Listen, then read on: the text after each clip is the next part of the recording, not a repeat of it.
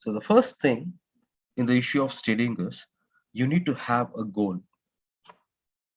Why you are studying it? Now, I'm combining this goal with one aspect. As student, if you are till 10th standard, why are you studying?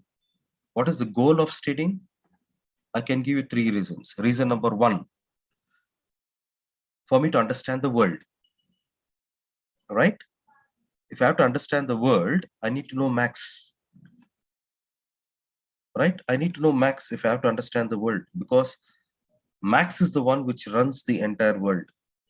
Numbers, starting from your time, right? How many kgs of tomato you buy, right? How many kilometers you walk to school, how much money you pay to the school as fees. Everything is calculated in numbers. So I need to know numbers. Only if I know the value of numbers, I will know the importance of those aspects in my life, right? So, number one, right? Until people are studying in 10th standard, what is the goal of studying? To connect yourself with the world. What is happening in the world? That curiosity. Number two, why should I study? Right? For me to be in the race, I need to have studying done. I need to study because I have to be in the race. If I'm not in the race, I'm left out. Right? That's number two. Number three, goal. Why should I study? Very simple, right? For all the students who are less than 10 standard. Why should I study? Only one reason, yeah, to make your parents happy. That's all. Nothing else. Anytime you're getting bored, I don't want to study. I don't feel like studying. I'm demotivated. I don't like maths. I don't like science. If something comes to your mind, one thing has to strike your mind. Why should I study? First two reasons is okay. If it's not getting you convinced, the third reason should convince you. The third reason is to make my parents happy. Whenever you get bored while studying, one thing should strike your mind. I need to study because I have to make my parents happy. You have to carry that emotional aspect while studying. This is for students until 10th standard. Now, about 10th standard, why you have to study? We are creating a goal, right? Why should I study, right? Your answer lies pretty simple. I have to study for myself. Simple. I have to study for myself. I'm all alone right now. If I have to support, if I have to run into this world, right? Get in scores with this world, I need studying. If I'm not studying, right, then I'm left behind. No one is able to support you, right? So anyone who's about 10th standard, one thing you have to understand is, of course, your parents will be happy if you study, but more than that, you are independent right now. You have to study because you should not be dependent on anyone, right? I always advise my students who are doing graduation, who are doing BSc, BCom, engineering. I always tell them, till degree, it's your parents' headache. After degree, if you plan to do MSc, MCom, or MTech, MBA, it has to be done from your earnings, not from your parents' money. Till BSc, it's till BCom, till graduation, your parents can come along with you. But after BCom, after BSc, now you have to take charge. No longer you're going back and asking them, I want money for fees for admission. So your goal should be, I need to study because I have to be independent. I should not be seeking the support of anyone to sustain. Right. So going forward in this session, we are going to deal with why should I study? How do I study? From where should I start? That is the question. Right? How can I start? From where I don't know. I take the book, I sit, but I start studying, but I don't know. Right? I've started from here till where should I go? I don't know. Right? So we are going to learn all those stuff today. And at last, we are going to even talk about emotional issues, right? While studying, there are some emotional, psychological thoughts that comes to mind that makes us not move forward. How to tackle that? We're going to learn that today, right? So before we start, right, let's understand this concept, right? You can see a slide. What do you see in the slide? What do you see? Why, where, and how. Okay. Only those three words? And the car, and the fuel picture, and the restaurant. The Very, restaurant. very good. Now, all of you keep looking at the slide, okay? So you'll understand this. So think about this. I'm hungry, right? Or you're hungry, okay? There's nothing at home. Food is not prepared. Now I decide to drive to a restaurant, right? Now the cause is now I'm hungry. I have to do something about it now. I can't cook at home. Now I have to travel somewhere to get my food. Now, the first question which will come to me is, where should I go? Which restaurant? Yes, which restaurant should I move in? Now the question is, should I go for vegetarian, non-vegetarian? Now it depends whether it's lunch or dinner, right? Now look at this. The place where I'm going is going to be decided on certain aspects, right? Which restaurant I'm going depends on few aspects. Aspects like how much time will it take from my house to that restaurant? There can be a restaurant, in the next building of my house. But at that moment, if I feel that restaurant is not good, right? I need to have, for example, I need to have chicken biryani, but the restaurant which is next to my home is a vegetarian. So can I go to the vegetarian restaurant and demand chicken biryani? No. Now I have to go to non-veg restaurant, which might be far, right? Now, for me to go to that restaurant, there are a lot of questions which I have to ask myself, right? If I leave right now, will I reach by time, on time, or will it be late? Will the restaurant be busy, right? Do I have sufficient money in my pocket to go and eat? Now, if I have to go there, look at the car. Now I have to pick up my car and drive and go. If I take the car and go, which is the shortest route possible for me to go and reach to that restaurant? How many signals on the way, right? So I have to do a lot of thought process before I choose on the restaurant where I have to go. And where I have to go is decided by the appetite what I have that time. Veg, non-veg, how much money I have, I don't have. Am I taking anyone along with me or not? What time of the day I'm traveling to that restaurant? Is the restaurant open or not? So all these questions has to be answered case based.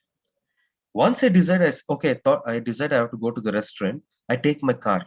Now my decision next is, right, which route should I take? Is the car having enough fuel?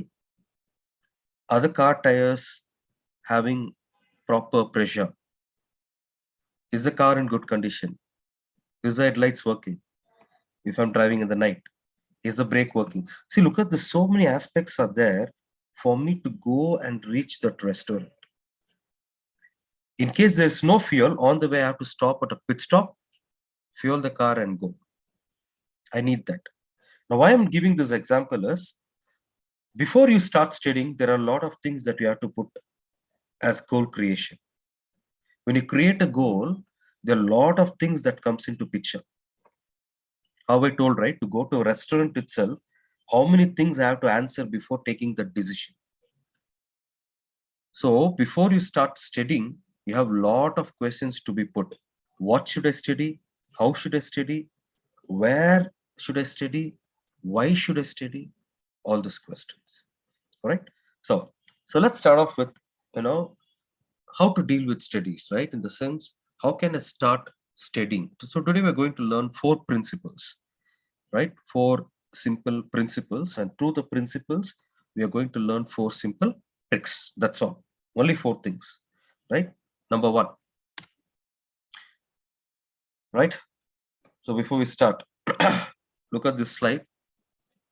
You'll formulate your goal in studies using 2 things. One is time-based, other one is topic-based. I told you school would have started by the month of June. June, July, August, right? June, July, August, September. We are almost done with 5 months. We are left with another 5 months before you go for exams. Now, my question is, if I'm not started in August itself, studying every day, can I go with time-based learning right now? because already I have spent 5 months not learning. Now you have to decide. If you are a girl who started studying from August, you put a timetable each day, each subject, hourly based, minutes based, then you'll be going on time based. But if you are a student who is in this session, we have never touched or we have never put a timetable. You never studied according to timetable. You just sit for the heck of sitting, open the book and sit every day. You have almost wasted 4 months or 5 months till now. Starting from October 13th, that's from tomorrow, if you have to start, I have another 6 months in time. So should I go formulate my goal according to time based or topic based? So let me put it like this. You have another 6 months, so still you can go with time based learning. What is time based learning? You putting a timetable and scheduling it and reading, studying.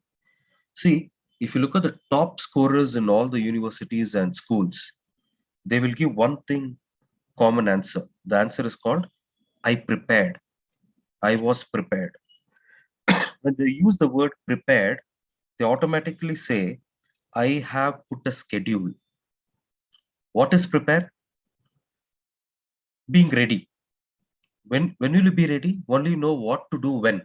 Correct? So these toppers would have done a time schedule each day, right? Now, if you are a girl or boy who's sitting today and listening to me, from tomorrow you have to have a time schedule for your studies. Monday to Sunday. But don't say Anna, Monday to Sunday. No, Monday to Saturday, because Sunday is a Sabbath. It's a holy day. In church, they're told you should not do anything. Right? Your time schedule even runs on Sunday for studying. Okay.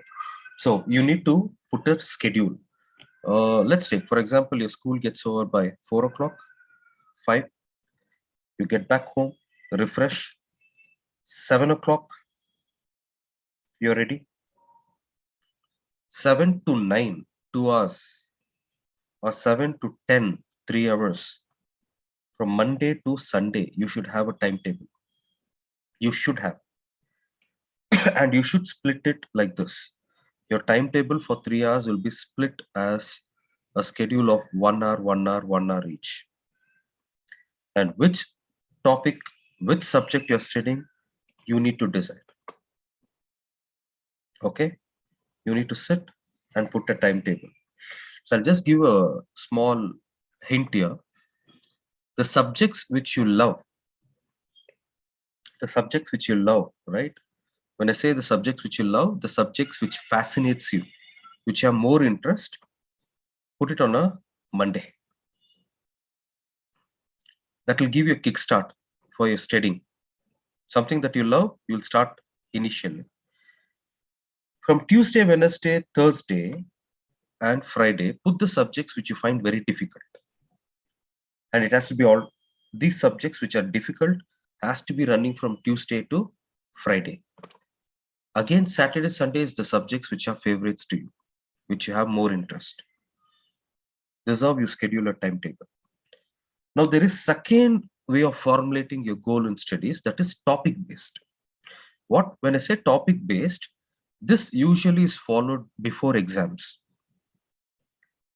There I can't go time based learning. There it is only topic based. So before exams, you do a revision. You remember this word called revision.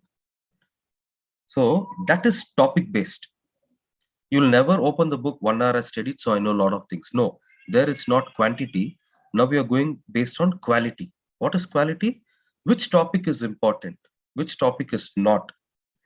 Which topic is repeated more often in the exams, question paper? So now that is topic based learning or topic based studying. And that should be done only before the exams. You cannot do topic based learning or studying regularly.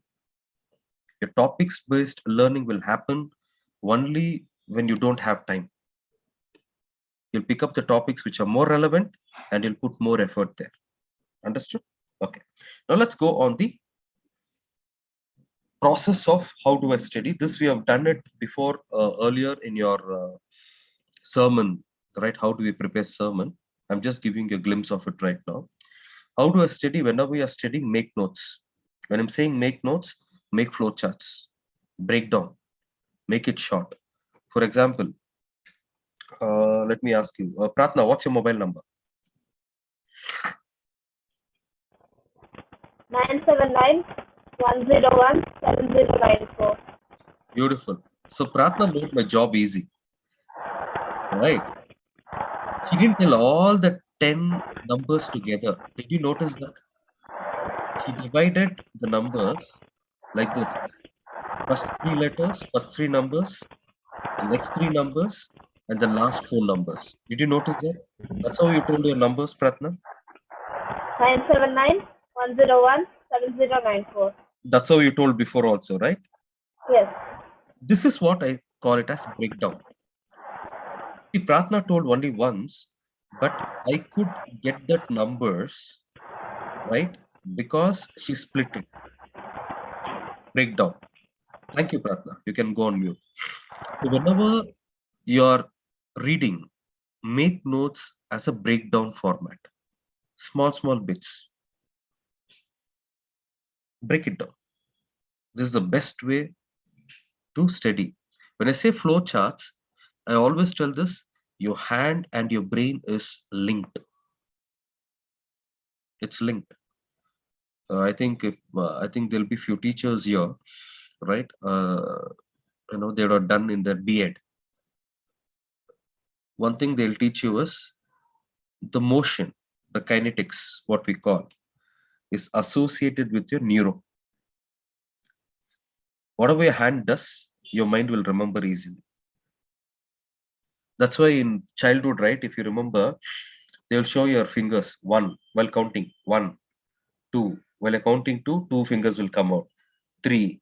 So this will be, moving into your brain as a picture. So your hands, right, when it does that writing notes, your brain will register it. Not only in the school, but even while you're revising at home, studying at home, start writing. Keep writing more. I would advise you to write more. Don't ever believe that reading loudly will go into your brain. No. Writing will do that magic, not shouting. If you keep a book and start reading it 10 times, 15 times, it will not go into your mind. It's a sound. It's a sound. Are you understanding? Even if you are not telling a word, right now you are listening to a lot of sounds around you. I am talking. In the kitchen, your mother will be preparing something. There's some sound there. Your computer is creating some sound right now. Yes, your leg is creating some sound. While you're listening to this, right? If you shake your head, your headphones are creating some sound right now. But writing is not like that. When you write, do you understand? It goes directly to your brain. There is no disturbance. But when you're shouting and reading something, it's not only that sound that goes into your mind, but there are a lot of sounds you'll be hearing always. So your mind will get confused if it has to recollect a sound. Got it? It's quite difficult. But when you write it, there's no disturbance for you when you're writing it. Yes? So it will be easily creating an impression in your brain. So that's a number one. Number two, make your own questions while studying. Normally we study questions which is already there in the question paper, or which is already there in the notes, or which is already there in the textbook. Apart from those questions, you only should create a question. Right? In 1942, Gandhiji started the Quit India movement. Correct? Am I right? I don't know. Am I right? Am I right? 1942, Quit India movement.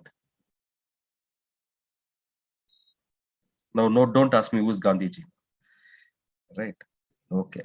So 1942, Gandhiji started the Quit India movement. Now the question paper which will be on the textbook is, in 1942, Gandhiji started the movement called dash.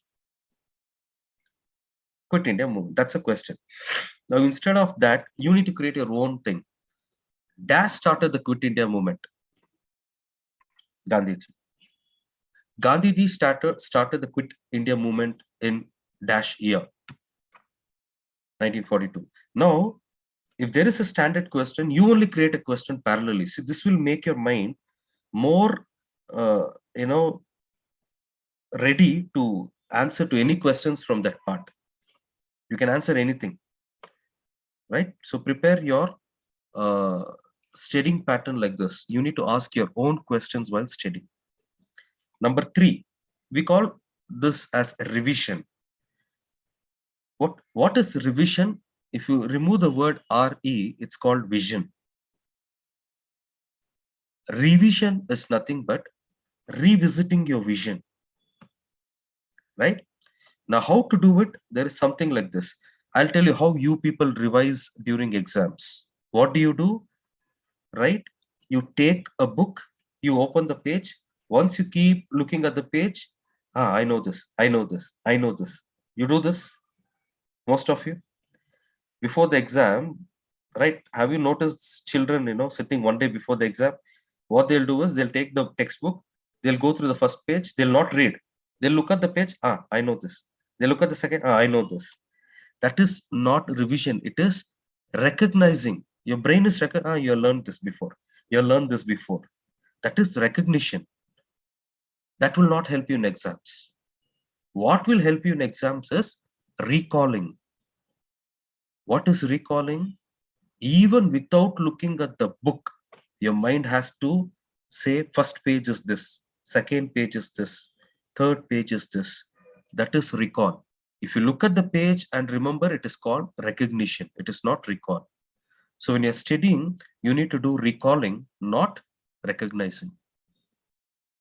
So you have to move into that mode right now to be the best student. Okay, beautiful. Now we'll start with 4 principles. This is going to be interesting, right? So can you see the first principle? It is called as, what is it? Yeah. Armor. Armor. What is it in the orange thing? It's a proper noun. You can tell it anyway. Tell me, it's okay. Odysseus method.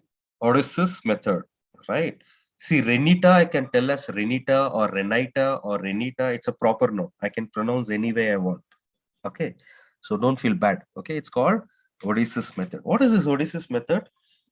It's a method which is followed to avoid distractions. Now, what happened is there's a story behind it, right? Can you look at the image? Now, this Odysseus is a warrior, is a soldier, is a commander.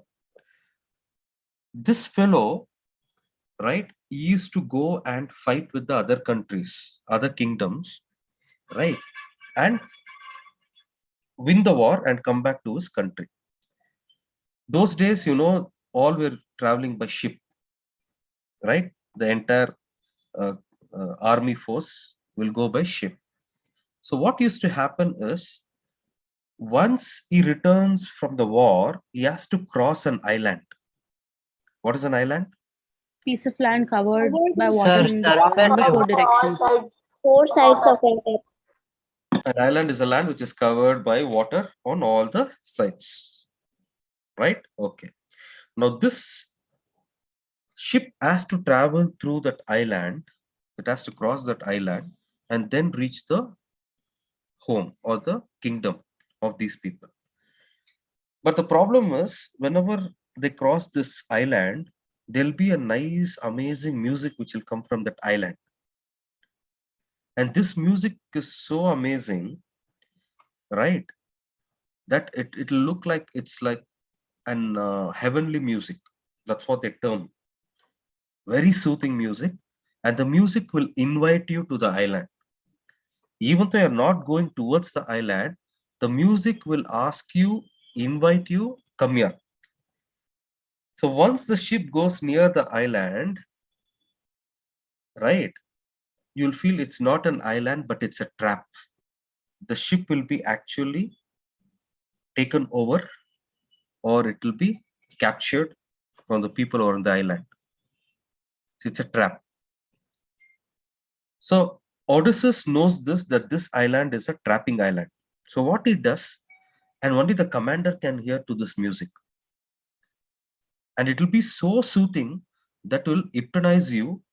It will actually make you a slave to that music, and it will attract you. Without your knowledge, your mouth will open and it will tell, go in that direction. It will command the other people in the ship, right? Change the direction and go to the island. Now, to overcome this, Odysseus, what he did was, he told his people, he told the people in the boat, tie me to the pole on the top, right? Tie me, tie my hands, legs, everything, including my mouth, right? But I want to listen to that music. I want to listen to that music, so leave my ears open, but tie me on the top of the pole, right? So that I don't give any instructions or I don't shout. Now, what happened was, the sailors started moving, tying Odysseus up on the pole, and when they crossed that island, the music was more, it was so soothing, right? It was attracting Odysseus' ears, and it was telling him, right, divert, divert. But at this time, since his hands, mouth, legs were tied, he couldn't tell anything, and they passed that island and they went. Now, why the story is told is because it talks about something called as avoiding distractions. Today, we like it or don't like it, we all have distractions, right? We have in the form of mobile phones, tabs, laptops, music, right? iTunes, video games, friends. We have a lot of distractions. How to avoid distractions? Like how that guy tied himself. He was in midst of it. He has to pass it through, right? So he told them, tie my hands. So what you have to do is, you have to put yourself that sort of restriction. If you're studying from 7 o'clock to 10 o'clock, you have to decide 7 to 10, no disturbance. Your mobile phone should be with your parents, hand it over there, right? There should be nothing which should distract you in your room. You have to become like a sage, in fact. 7 to 10 is a no disturb zone. It's a no disturb zone. You have to move into this method. Number one, you like it or not, you have to have a self-control. All the best students, the toppers, they'll say you only one thing. I was able to overcome temptations because no one put a restriction. I myself put a restriction on myself. My parents didn't put a restriction. I myself had put a restriction on myself not to use mobile phones. Earlier days, all during when we were studying, I think most of us in this group were of our age. They'll know, right? Cable TV. That time there was no satellite TV or there's no internet. So it was only cable TV. So what our parents used to do was, cable connection cut for those 3 months. No cable. No one will watch cable. Right? Today, even though you kids go and tell your parents, Dad, I don't want dish connection in the home, they'll say, you steady or not, it's your headache. I want dish antenna. Right? That's how things have changed these days. So what you need to do is, you have to put a restriction to yourself. The 3 hours, no mobile phones, no messaging, no talking to friends. It's only studying, right? This is the first one. Self-control, self-restriction. Have a water bottle inside your room while you're studying. Nothing more than that, right? Okay. The next one is called as Pareto principle. This is the second thing. So what is Pareto's principle? It's a management concept that we learn. 20%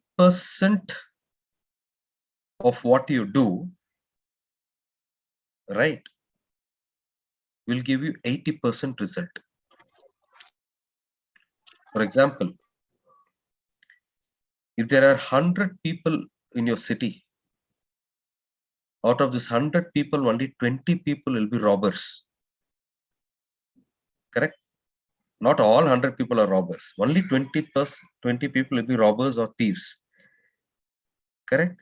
But these 20 people can create a havoc in the city, in the 100 people uh, habitat. What is this Pareto's principle? How we can apply it in your studies. Look at this slide on the left side. You can see one thing. 20% of your notes, flashcards, flowcharts can provide you 90% of grade. But whereas if you do the other way around, 80% reading will give you only 10% of your output in the exam. I told you before what reading will do. Reading will enhance your vocabulary, but it will not increase your memory. Understand this. You can enhance your vocabulary. So your study time has to be like this.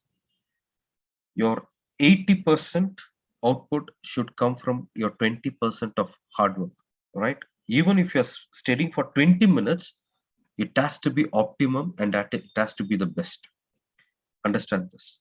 So know where to put that 20%, right?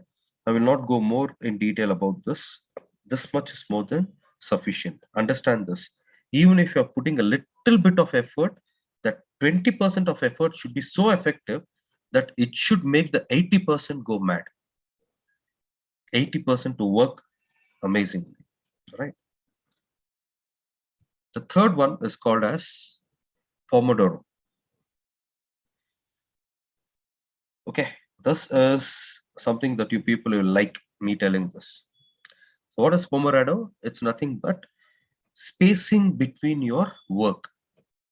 So I told you 3 hours of studies. In this 3 hours, you have to working like this, right? Each hour you'll be giving for a subject or maybe 45 minutes for a subject. So how you will study is you will spend 25 minutes of focus studying. What is focus studying? No distraction, nothing. Reading, writing, reading, writing, reading, writing, understanding. That's all you'll be doing for 25 minutes. No thoughts, nothing. Complete attention into a topic that you're studying. And for the next 5 minutes, you have to be out of the zone or not out of the room. You'll be out of that zone, which means 5 minutes you'll take a break.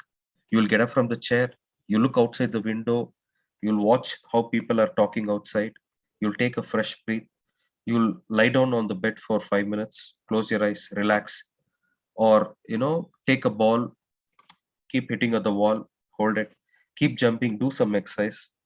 This is for 5 minutes. And exactly after 5 minutes, you have to come back and again start studying for the next 25 minutes. Each 25 minutes, you'll take a 5 minutes break. This is called as spaced repetition. This will give your brain the needed break to recover and to remind what you have learned. Okay, this is the third one. And the fourth one is called as Parkinson's law, right? This law is beautiful. It's one of the law that we Indians require mostly, right? Okay, let's take for example. Your ma'am gave a assignment to you today on 12th of October. And she's telling you that the assignment has to be submitted by 21st of October. Okay. She gives you on 12th and she says submit on 21st. Now tell me, frankly, will you sit today only and start working on the assignment? No. Frankly. No, 13th. sir. How many of you on 13th? How many of you on 14th? 15th? 16th? Till Sunday, no one will touch. Monday, one thought will come. Ma'am told something. No? Okay, fine. Monday also will not touch. Tuesday, Wednesday, again, ma'am comes to the class. She says, students, you remember the assignment I gave you last week? You have to submit on 21st. Today is 19th. So I'm just reminding you. That time, what you'll do? On 20th, you'll start sitting and doing that assignment. Now, there are a lot of students in our own group who will do the same thing. 1 hour before the assignment has to be submitted, you'll start working on it. Yes, this is called something that normally when there is a longer deadline given to you, you take things for granted. But when there is a task time which is given little, for example, ma'am says, girls, today I'm giving the assignments, tomorrow afternoon by 12 o'clock it has to be there on the table. Simple. Automatically, today only you'll go home and start doing the assignment. Yes. So our mind is fixed in such a way, when there is a lot of time given, effort put into doing something is very little. Exams are there in the month of March. Why should I start studying from today? A lot of us have this habit. Why should I study from today? I have a lot of time. I'll start studying from January. This is nothing but you think you have time. But understand this. If you have more time, the effort that you put during the end times, right, will not be effective. So always think my exam is next week. That's how you study. You should not think my exams is in March. You need to think my exams is tomorrow. My exam is next week. You only create a deadline for yourself. That's how you will outbeat performance. You will only outbeat performance. So the more time you think you have, your efforts that you put in will reduce. The lesser time that you think you have, you'll put more effort. Are you understanding this? Right? So hopefully you need to remember these 4 things, what we taught you today. Right? Number 1, how to avoid disturbance when you have it. Right? You remember this? What is this method? How to avoid disturbance. Disturbances will be a part of your life, but it should not stop you from studying. Understand this? That's number 1. Number 2, you have learned about when you're putting an effort, 20% effort will create 80% of your output. So the 20% effort should be amazing, simple, smart. Okay. Number 3, timing your studying pattern. For 25 minutes that you study, have a 5 minutes break. For 35 minutes that you study, have a 5 minutes break. You decide. 25 is an example I gave you, but depends on your age and what you're studying, we can have a spaced repetition mode. The next one is understand this. Do not take time for granted.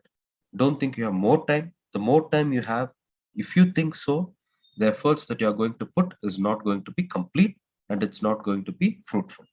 Okay. So these 4 things you have to have in your mind with why I have to study. Right? That goal has to be always there. For all the children here, you have to study for only one reason. Yeah, very easy. To make people understand the outer world, to understand, right, what is studying meaning to you. And secondly, you have to study because there are 2 amazing people at home. You have to make them happy. They're spending all their life only for one thing, for your education. That you can't take it for fun, correct? You can't get bored with studying because I don't like that subject. It's like telling your parents, I don't like your hard work, what you're doing for me. Is it nice to tell that? So the best way to answer them is study well. That will tell them that you are respecting their hard work. You're respecting their investment on you. You're respecting their love on you. That's the only way that you can show them back, by studying well. Okay. So understand these 4 things and put it across. Now, while you're studying, there might be a lot of emotional things that's coming across you, right? And we understand not all students are same. Few students will be slow learners, right? I understand you can't score 25 out of 25 every time. But what I want here is at least you come to an average of scoring between 21 to 25. If you're a girl who's scoring 12, try at least to pull yourself to score 18 to 20. When you're scoring 12 out of 25, you need to understand where I'm losing that additional 13 marks that you're not analyzing. That's a problem. Analyze, push yourself in such a way that you at least come closer to that 20 to 25. Right? Not all of you are same. Yes, if you're putting your hard work, that hard work will truly show up in your education, in your studies. Right? So using these 4 techniques, I think a few of 4 principles, I think you people need to understand, how to overcome your barriers in studying. Okay. So before we conclude, any questions? Good evening, sir. Yeah, good evening, Sharon. Sir, I had a question. Uh-huh. How to avoid the negative thoughts that we get before studying? Like, how can we tackle the thinking of future before getting started? Very nice. Now, can you give an example, particularly one example where what negative thoughts come to your mind? Means, before getting started, before studying for the exams, thinking about the result that come after the exams. Means, what would be my marks when I write the exams, when the results are out? What will be my to say average performance and all? Okay. Let me answer your question. Sharon, have you visited this exhibition? Yes. There, Jatre? Yeah. They call it Jatre, no? Mysore Dasara is going on. Yeah, just Jatre is an exhibition. Okay, let me put it like this. Have you gone to any amusement parks? Yeah, I have. You have. Yeah. Now there is what you call as rotating. What is that wheel called? Giant wheel. Giant wheel. Yeah. Have you gone in a giant wheel? Yeah. Yes. Yes. Now, before sitting in the giant wheel, what are the emotions that goes in your heart, mind? Nervousness, Yes. Then fear, a a type of excitement. type of excitement. Okay. Then. Okay. Does anything go in your mind like if I sit on this giant wheel and imagine the operator is operating, suddenly one of the box in the wheel falls down. Do you think like that No. before sitting? No. Or once you sit or before sitting, is there a thought that goes in your mind? What happens if I sit on this giant wheel and the operator puts on the maximum speed and the wheel starts rotating at 100 kilometers speed? Does it go in your mind? Yes. Or what happens if I sit on the giant wheel and only my box tilt like this ulta 180 degrees and then fall down like this? Does your mind say that? No. What happens is normally, right? Most of you have gone to movie theaters along with your parents. Once you go to the theaters, before entering the theater, do you think a lot of thoughts in your mind? What happens if the screen gets torn? What happens if there is a snake under my chair? Do you think all those things? What happens if the popcorn has more salt? Do you think all those things? No. Only one thought will be going in your mind. I'm going inside the movie theater. The movie theater is going to be dark. It's an AC room, nice sound, big screen. I'm going to enjoy that movie. Only that will be there in your mind. No one will be standing outside the theater and thinking, what happens if someone has kept a bomb inside the theater and it blasts? Do you think that before going to theater? No. No, right? No. Even though that fear is there a little bit somewhere, the excitement overrules it. So how to overcome negative thought is create that excitement while studying. For all the children, there is one thing that you have to excite you. At your age, there are children in Madhya Pradesh. There are children in Madhya Pradesh who cannot go to school and are doing labor job. When you're studying and you think, Ayo, it's getting very bored. Why should I study? You need to think how lucky you are, right, to go to a school, get good education. Whereas there is someone in India, some child of your age who doesn't have father and mother, right? Who can't afford to go to a school and is not being taken care of. That thought should come to your mind. How blessed I am. I'm sitting here and feeling, it's very boring to study. Negative thoughts are coming to my mind that I cannot study properly. But for your mind, suddenly one more thought should come. There are a lot of people who don't have this opportunity also. So I have got this opportunity. How should I use it? Now I'll show how I'll use it. Right? That's how you overcome negativity. You will always overcome negativity with a positive thought. You cannot overcome negativity with another negative thought. You should overcome with a positive thing. You need to feel I'm lucky to at least go to school. That's how you overcome. Have that excitement you told, no? That a little element of excitement. Yes. That excitement only will make you to go and sit in the giant wheel. You'll have that fear, heart will be pumping very hard, but that ಏನಾಗುತ್ತೆ ನೋಡೋಣ ಕೂತ್ಕೊಳ್ಳೋಣ ಕೂತ್ಕೊಂಡ್ರೆ ಏನಾದ್ರೂ ಒಂದು excitement ಸಿಗತ್ತಲ್ವಾ ಕೂತ್ಕೊಂಡು ನೋಡೋಣ that thought will come, right? Yeah. That is what required for you while you're studying. This subject is very tough. I'll see, man. Let's see what happens. You or me, we'll get into it. Let's see. You have to get into that mode. Okay, sir. Very good, Shah. Thank you, sir. Thank you, Shah. Sir, Oh yes, Joanna. so how can we make boring subjects interesting? How can we make boring subjects interesting? Okay, beautiful. How did they make boring ABCD interesting?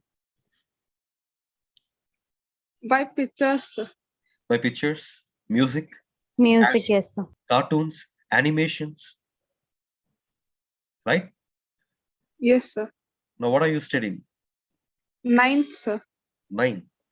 Now, how can you make a boring subject interesting is you have to come up with ideas like this, right? Always, I'll tell you the best way to make a subject interesting is run a movie of it, because today's generation is all adaptive to visualization, right? You all love visuals, so put it into visual mode, but that requires a little bit of effort. Put it into visualization mode, right? You all have laptops, right? Create amazing pictures and everything, right? That's what I meant by flowcharts, right? Make it more interesting for yourself, right? So everything was like this. Everything was not interesting only. Everything was boring in this world before. How do you make it interesting? Eating food was boring. How did they make it interesting? By adding flavors and styles. That's all. White rice was boring, so they added ghee little bit. It became ghee rice. But that was also boring. They added a little bit of curd. That became curd rice. You have to keep adding something that will make it interesting. Simple.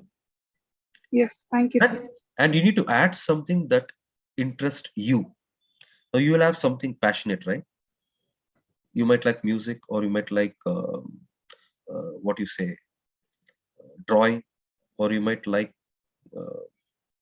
anything that your passion is. Connect it with that. You'll enjoy it. Yes, thank you. Thank you, John. Any other questions? Sir, how to stop time wasting? How to stop wasting time? How to stop wasting time is you need to understand you don't have time. That's all. I always tell, right? I always tell you people the same answer what I gave to Sharon. While we are talking right now, while I'm talking to you this minute, this second, someone is looking at death in an ICU ward in some hospital near your house. Very strong answer. While I'm talking to you right now, this second, someone, where are you from, Shraddha? Karimnagar? Yes, sir. Someone in Karimnagar in some hospital right now, this second, is in the ICU ward, struggling to breathe. So if you have to know the value of time, so God has been gracious to give you time to study. He has not given time for you to be sitting in an ICU ward, sleeping in ICU ward, right? He has given you a nice bedroom, study room to study. You need to think, God, I will not waste this. You have given me nice time. I'll utilize this. Right? And very simple, I told you that Odyssey method, that is the one that you have to do to not waste time. Okay, sir. Thank you, Shraddha. Any other question? So how to gain self-confidence? How to gain self-confidence. Okay. What are you studying, Kirtikna? Intermediate second year, sir. Intermediate second year. Okay. Yes. How to gain self-confidence is pretty simple. Whatever responsibility they're given you, do it properly, you'll get self-confidence. Normally people tell like this, if you have self-confidence, I'll do it. If I have confidence, I'll talk. No, first you talk, only then you'll get confidence. Right? So how to gain self-confidence is, as right now you're a student, so you will gain confidence when you're doing a responsibility as a student properly. It's like this, if you're a daughter, right? If you're a daughter to a parent, as a daughter, whatever duties you have to do to your parents, if you're doing it properly, automatically your parents will have confidence on you. And once you know your parents is having confidence on you, your confidence will increase more. That's all. So the basic rule is, do your job correctly, automatically confidence will be a part of it. Thank you, sir. Thank you. So if there are no more questions, I think I'll hand over it to sir, and I think sir will take over from here. Excuse me, sir. Yes. Sir, you told like we have to revise and not recognize before the exam, no, sir. So how to revise it thoroughly? Not revise, recall. Yeah, recall. Recall is nothing but that flow chart. What I meant to say by recognize is, I see most of the students do this during the exams. They'll be standing outside the examination hall. You'll notice this. 2 minutes before the bell rings, they'll take the book. They'll keep scanning all the pages. Have you noticed? Yes, sir. That is recognizing. See, recognizing is nothing but I know. I think I know. I think I know. Recall is, it's assurance that truly I know. What is recognize? Recognize is, okay, I'll tell you like this. Sharon, you're from which diocese? Coimbatore, sir. Coimbatore. Okay. So Hepzibah, Coimbatore, sir. Coimbatore. Sharon, do you know Hepzibah? Yes, sir. Right. Now you can recognize Hepzibah, correct? Because she's there in this video. Yes, sir. Now imagine Hepzibah is not there in this video. I ask you, do you know Hepzibah? Now you'll recall Hepzibah, the girl like this. Okay. Hepzibah, who Hepzibah? Right. Then I'll say, you know Hepzibah, right? Sir. She was the one who spoke in those one among the 6 people in the conference. Oh yeah. I know Hepzibah. That is recall. Yes, sir. In the exam, do you think, now think Hepzibah is the textbook. In the exam, do you think the textbook will be with you there to recognize? No, sir. There you have to recall. For me to recall, I need to understand how Hepzibah is, right? That happens when you recall each time during revision, not recognize. Recognition will happen only when the thing is in front of you. You know or you don't know. Recall will happen even that person is not there, you can still recall. Did you understand? Yes, sir. All right, Sharon. Thank you, sir. Thank you. Excuse me, sir. Yes, who's this? Sir, Ivan, sir.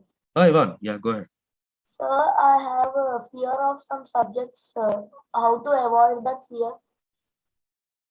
Fear of what?